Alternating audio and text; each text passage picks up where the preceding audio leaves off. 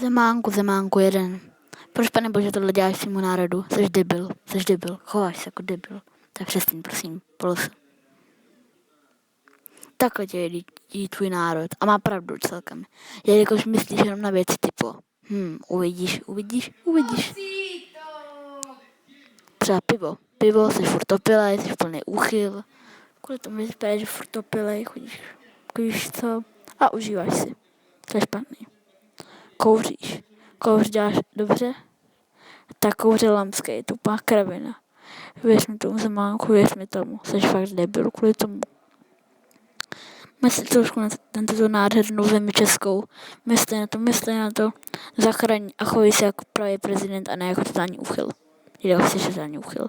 Chovej se jako ten Miloš Zeman, který si očekávali voliči a který ho chtěli mít jako v České